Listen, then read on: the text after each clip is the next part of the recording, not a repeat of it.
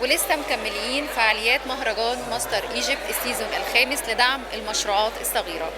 ومعانا مشروع من المشروعات اللي حقق نجاح كبير قوي، واللي الكل بيشيد بقد ايه هو مشروع جميل وشيك وخلينا نتعرف بصاحبة المشروع وهو بازار الدندوشات. اهلا بحضرتك يا استاذة نهى. اهلا بيكي. عرفينا اكتر عن حضرتك وعن البازار وعن المشروع والريفيو اللي حصل والناس اللي قعدت تشكر في البازار من كتر ما هم شكروا طبعا وانتي معانا في ماستر ايجيبت. فاحكي لنا القصه جت ازاي. احنا بقالنا 4 سنين بنعمل بازارات في امبابة والوراق والمهندسين. يعني على مستوى الجيزة احنا اول بازار على مستوى الجيزة الحمد لله. احنا بننقل فكرة الست اللي بتبيع اونلاين لفكرة ان هي تنزل تقابل الجمهور وتواجهه على ارض الواقع. يعني كل السيلرات اللي بتبيع اونلاين عندها فرصة ان هي تنزل معانا في خلال البازارات اللي احنا بنعملها. الاول كنا بنعمل مرة كل موسم، دلوقتي بقينا نعمل مرة كل شهر الحمد لله. طب احكي لنا المحتوى بتاع البازار عباره عن ايه؟ يعني بيعملوا حلويات بينزلوا معانا، اللي بيعملوا شغل هاند ميد بينزلوا معانا، شركات عايزه تعلن لنفسها برضو بتنزل معانا.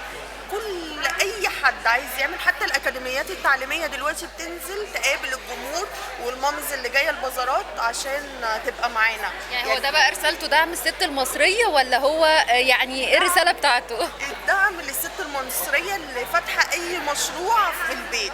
انا معاكي وراكي، هنزلك البازار تتعرفي على الجمهور على الواقع عشان فكره الاونلاين نمحيها. يعني الناس دايما يقولوا لا احنا بنطلب اونلاين ويجيلنا غير اللي بيخافوا من المصداقيه بتاعته. لا انا دلوقتي الحاجه موجوده قدامكم اهي، وكل شهر بننزل عشان تشوفوا الحاجه قدامكم. لو مش حابين تطلبوا اونلاين اطلبوا اشتروا من عندنا على ارض الواقع. بالظبط. قولي لي الاسم بقى الدندوشات يعني جه ازاي؟ احنا لقينا هوانم، لقينا فرفوشات، لقينا كده فقلنا دندوشات عشان نبقى جديد يبقى مميز. هو فعلا مميز فعلا، والاسم شادد وخاطف الانظار ليه، فدي ما شاء الله على النجاح اللي انتم محققينه. قولي لي بقالكم قد ايه؟ احنا بقالنا في الجروب 7 سنين بندعم المرأة العاملة بالإعلانات والريفيوهات، لكن بقالنا في البازار 4 سنين بس. طب اللي حابب يشترك معاكم يشترك معاكم ازاي؟ يخش على جروب الدندوشات أو صفحة الدندوشات بالإنجليزي هيلاقيها، وممكن يتصل بينا على الواتساب 0100 288 2301. طبعا انا عايزه اقول ان انا لولا اخواتي انا كنت لسه اسالك في داعمين، انا واخده بالي ان كان في داعمين طبعا، بغير ان هو ماستر ايجيبت داعم لحضرتك في ناس تانية مشاركه ومدعمه ليكي حابين نتعرف عليهم. انا معايا اخواتي نور المنسق العام لبازار الدندوشات، ونسمة المشرف العام لبازار الدندوشات. احنا الثلاثه اللي بندعم كله البازار. اهلا بحضرتك، تتعرف عليكي. نوري خطوب. احكي لنا عن دورك في بازار الدندوشات. بصي انا ماسكه مثلا اللي انا اوصل لعدد معين من السيلرات في مجالات مختلفه، يعني ما عندناش تكرار في المجال الواحد، اكتر من 2 أو 3. من شوف بقى مين اللي حابب يقدم شغله مميز، و يعني بنشوف الشغل كله قبل ما ينزل البازار. انتي طب بتوصلي لهم ازاي بقى؟ يعني اكيد بيبقى ليكي انتي حاطه بلان كده صح بتوصلي لهم بيه؟ من الجروب عندنا، يعني احنا اكتر حد مهتمين بيه اللي منضمين معانا في الجروب واللي نعرفه ونعرف شغله. اتعاملنا مثلا معاها حتى لو هي يعني ما عندهاش الشجاعه اللي هي تنزل بازار او كده، بكلمها بقول لها انا جربت شغلك، شفت شغلك على الحقيقه. بقول لها انزلي اخرجي بره الاونلاين وخلي الناس تشوف بره الشاشه، يعني اخرجي بره الشاشه وانزلي على ارض الواقع افضل. يعني بشوف ان البازارات احسن كتير من الاعلان الممول وعرض الشغل اونلاين ورا الشاشات.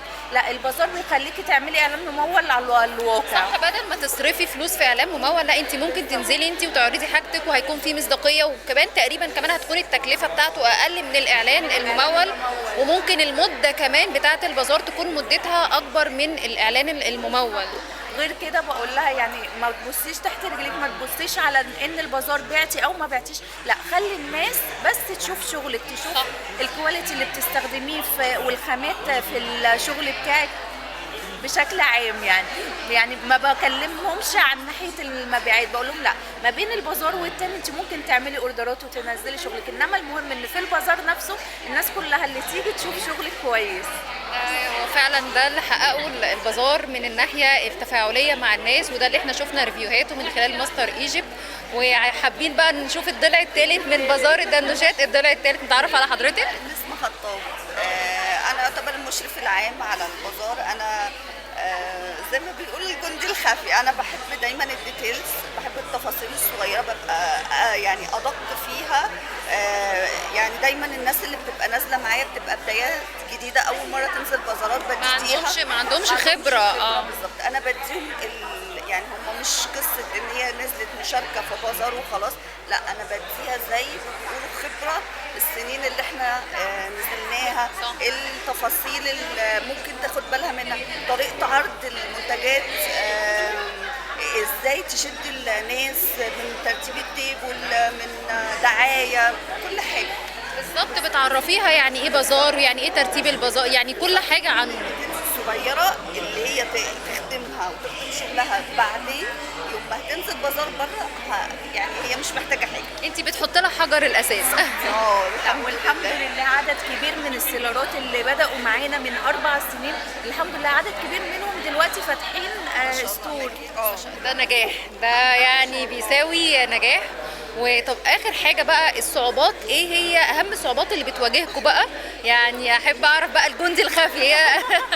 بصي، اصعب حاجه هي طبعا ان كونك انت كمجتمع شرقي، فانت لما بيتعرف بس مجرد ان انتوا 3 سيدات، بتبص لها بنظره دونيه شويه، مش زي ان راجل بيدخل يتفاوض ويتكلم في انا عايزه احجز مكان، انا عايزه اخد سواء بالظبط. الموافقات بتبقى صعبه اكتر، مش عارفه ليه المشكله دي، يعني نفسي تتحل بجد. يعني ان كونك ان انت بتتعاملي مع رجال طبعا او كده، او ناس مسؤوله في، بس معلش، مع اصرار الست المصريه الموضوع بيختلف تماما، مفيش حاجه صعبه عن الست المصريه. احنا بنصر، ولما فعلا بنصر ان هاخد المكان ده وهننزل فيه، بننجح الحمد لله. بس هي دي اصعب حاجه، غير بقى التكلفات العاليه اللي بقت في الايجارات، سواء بقى فراشه، سواء التجهيزات كلها عامه، هي دي ارتفاعات. فانا ما بقدرش احط رينج كبير للسيلر او العارضه اللي نازله معايا، لان